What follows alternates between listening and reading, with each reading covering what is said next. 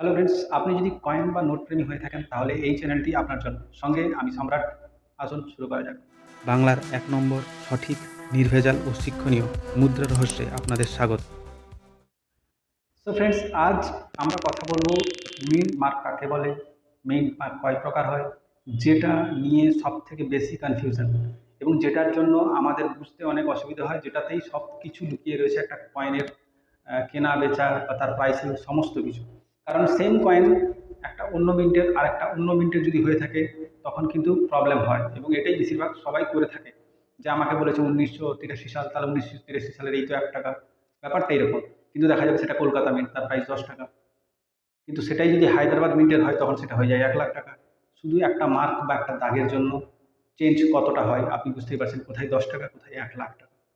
তো এই কয়েন্স বা নোটস নিয়ে কাজ করতে গেলে কয়েন্স বা নোট সম্বন্ধে একটু হলেও আপনাকে জানতে হবে। সেই জানার মেন যে একদম বিশেষ, একদম বেসিক লেভেল, সেটা হচ্ছে mint mark.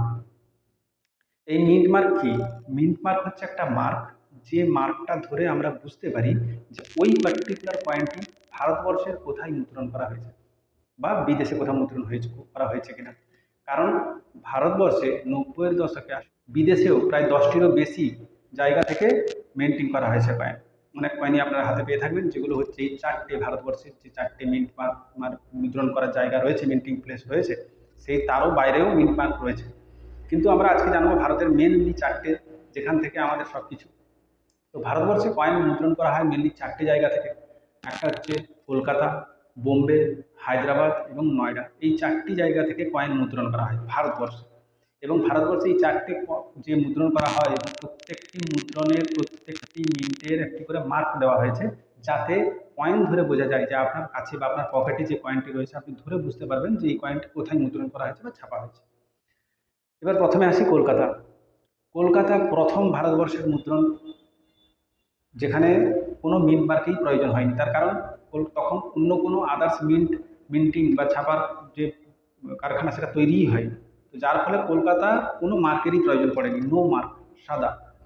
So Kolkata mint মার্কে কোনো মার্কই থাকে না। যে কয়েনের কোনো মার্কই নেই সেই কয়েনটা কলকাতা থেকে তৈরি, কারণ এটি প্রথম। তারপরে হচ্ছে মুম্বাই। মুম্বাইয়ের যদি হয় তাহলে কয়েনের নিচে আপনি একটা ছোট্ট ডায়মন্ড ডায়মন্ড দেখতে পাবেন। ডায়মন্ড মানে তাসের যে ডায়মন্ড বা বরফি শেপ, বরফি শেপ দেখতে পাবেন, এরকম ধরনের শেপ, যেটাকে বলা হয় মুম্বাই। এরপরে রয়েছে হায়দ্রাবাদ। হায়দ্রাবাদের 2-3টে মিডমার্ক, 3টে মিডমার্ক টোটাল। তার মধ্যে এখন বর্তমানে যেটা চলছে সেটা হচ্ছে 5 কোনাওয়ালা স্টার। এইভাবে 5 কোনাওয়ালা স্টার, যেটা আপনার, তার মানে হচ্ছে হায়দ্রাবাদ 5 কোনাওয়ালা স্টার। আর তারপর হচ্ছে নয়ডা। নয়ডা মানে হচ্ছে গোল্ড ডট। নয়ডা মানে হচ্ছে গোল্ড ডট। তাহলে 4টে মিন্ট মার্ক। 4টে মিন্ট মার্ক কী কী? কলকাতা হলে কোনো মার্ক থাকবে না, মুম্বাই হলে ডায়মন্ড, হায়দ্রাবাদ হলে 5 কোনাওয়ালা স্টার, আর নয়ডা হলে গোল্ড ডট। এটা হচ্ছে ভারতীয় 4টে মিন্ট মার্ক। এই মিন্ট মার্ক ধরেই বোঝা যায় যে কয়েনটা মুদ্রণ কোথায় করা হয়েছে। এবার এই মিন্ট মার্ক থাকে কোথায়? এই মিন্ট মার্কটি থাকে কয়েনের যে মিন্টিং ইয়ার। জেনারেলি সাধারণত কয়েনের যে মিন্টিং ইয়ার বা সাল থাকে, সেই সালের নিচে থাকে।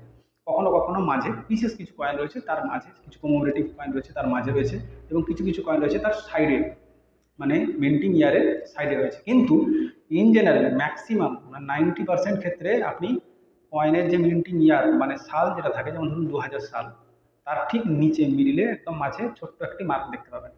সেই মার্কটি খালি চোখে দেখলেও অনেক সময় বোঝা যায় না, অনেক সময় ঘষা টসা হয়ে যায়, যার ফলে আমরা আমাদের গ্লাস রয়েছে যেগুলো দিয়ে আমরা দেখি।